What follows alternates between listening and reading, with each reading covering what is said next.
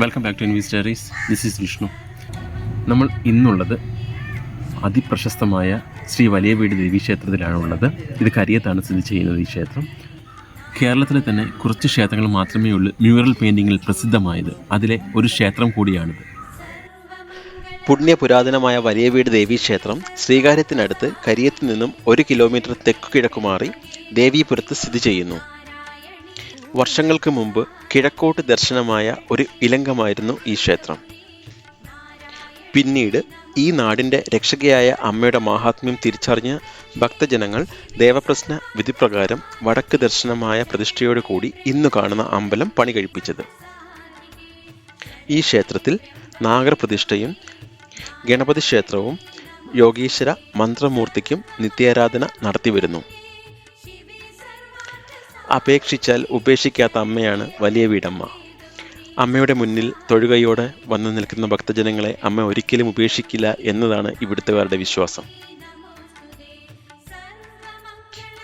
എല്ലാ ചൊവ്വ, വെള്ളി, പൗർണമി ദിവസങ്ങളിലും ക്ഷേത്രത്തിൽ ദേവീ മാഹാത്മ്യ പാരായണവും ലളിതാ സഹസ്രനാമ ജപവും നടന്നുവരുന്നു. എല്ലാ പൗർണമി ദിവസങ്ങളിലും ഐശ്വര്യ പൂജ ഇവിടെ നടത്താറുണ്ട്. അതുപോലെ തന്നെ എല്ലാ മലയാള മാസം 1-ാം തീയതിയും തിരുനടയിൽ പൊങ്കാല അർപ്പിക്കാൻ ധാരാളം ഭക്തജനങ്ങൾ എത്താറുണ്ട്. നമുക്കിനി ഈ ക്ഷേത്രത്തിൻ്റെ ചരിത്രത്തെ പറ്റിയൊന്നറിയാം. പണ്ട് അതിസുന്ദരമായ കാവും ചുറ്റും കാടും നിറഞ്ഞ ഒരു പ്രദേശമായിരുന്നു വലിയ വീട് ദേവീക്ഷേത്രം. പഴമക്കാരുടെ ഐതിഹ്യമനുസരിച്ച് കിഴക്കുനിന്നും 3 സ്ത്രീകൾ ഇവിടെ വന്നതായും സഹോദരിമാരായ അവരിലൊരാൾ വലിയ വീട്ടിലും മറ്റൊരാൾ കേരളാദിത്യപുരം മൈലാപ്പള്ളി ക്ഷേത്രത്തിലും മൂന്നാമതൊരാൾ വെങ്കലത്തുകോണം എന്ന സ്ഥലത്തും കുടിയിരുന്നതായി പറയപ്പെടുന്നു. പഴമക്കാർ പറയുന്നത് വളരെ പണ്ട് ഈ ക്ഷേത്രം അക്കാലത്തെ പ്രമുഖ നായർ കുടുംബമായ കരിപ്രത്തല തറവാട്ടുകാരുടേതായിരുന്നു. കാലാന്തരത്തിൽ കരിപ്രത്തല കുടുംബത്തിൽ ആൾക്കാർ കൂടിയതിനെ തുടർന്ന് അന്നത്തെ കാരണവർ കുടുംബത്തെ 3ആയി തിരിച്ചു കൊടുത്തു. അതിലെ കരിപ്രത്തല കുടുംബത്തിലെ വലിയ വീട് ഭവനത്തിലെ കാരണവർ ഒരു ഇലങ്കം സ്ഥാപിക്കുകയും അത് പിന്നീട് വലിയ വീട് ദേവീക്ഷേത്രമായി മാറുകയുമായിരുന്നു. ഇലങ്കത്തിലെ പ്രതിഷ്ഠ കൽപ്പീഠവും കൽപ്പീഠത്തിന് മുകളിൽ വരിക്കപ്ലാവിൻ്റെ പീഠവും അതിൽ കണ്ണാടിയും ഉടവാളും കലമാൻ കൊമ്പും അടങ്ങുന്നതായിരുന്നു. ഇവിടുത്തെ ദേവിയെ ചെന്തിട്ട ദേവി സങ്കല്പത്തിലാണ് പൂജ ചെയ്തിരുന്നത്. ചെന്തിട്ട ക്ഷേത്രത്തിൽ നിന്നും ഉടവാളിൽ ദേവിയെ ആവാഹിച്ച് ഘോഷയാത്രയോട് കൂടിയാണ് വലിയ വീട് ദേവീക്ഷേത്രത്തിൽ ഇലങ്കത്തിൽ പ്രതിഷ്ഠിച്ചത്.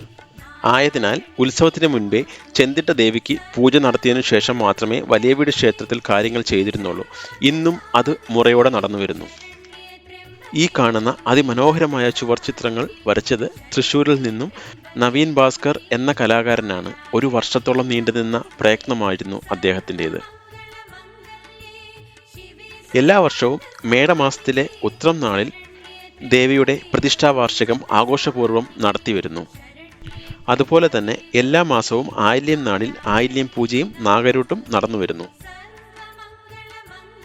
വലിയ വീട് ഇലങ്കം ഉത്സവം പണ്ട് പച്ചപ്പന്തൽ കെട്ടി കുടിയിരുത്തി വയലിലാണ് നടത്തിയിരുന്നത്.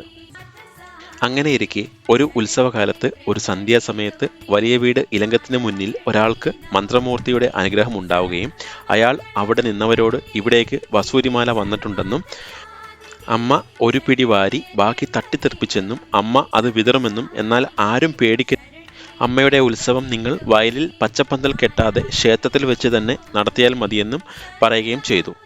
അതിനുശേഷം കുടുംബക്കാർ ദേവപ്രശ്നം വെച്ച് നോക്കിയപ്പോൾ അത് ശരിയാണെന്ന് തെളിയുകയും അന്ന് വലിയ വീട് പരിസരങ്ങളിൽ വസൂടി പടരുകയും ചെയ്തു.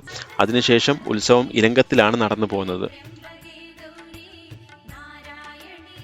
പിന്നീട് ഇലങ്കം കുടുംബക്കാർ ഈ ക്ഷേത്രം നാട്ടുകാർക്ക് വിട്ടുകൊടുക്കുകയും നാട്ടുകാർ 1991 വലിയ വീട് ദേവീക്ഷേത്രം ട്രസ്റ്റ് രൂപീകരിക്കുകയും ചെയ്തു. ഇനി 2024 ഉത്സവത്തിന് ചില പ്രസക്ത ഭാഗങ്ങൾ നമുക്ക് കാണാം.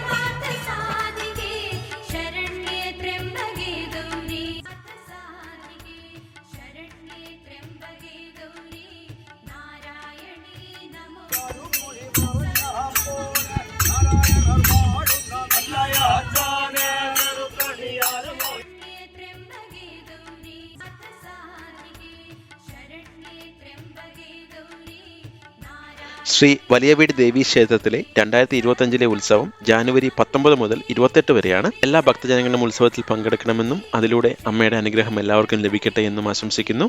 ഇനി ഒരു വീഡിയോയിൽ കാണുന്നതുവരെയും this is Vishnu signing of.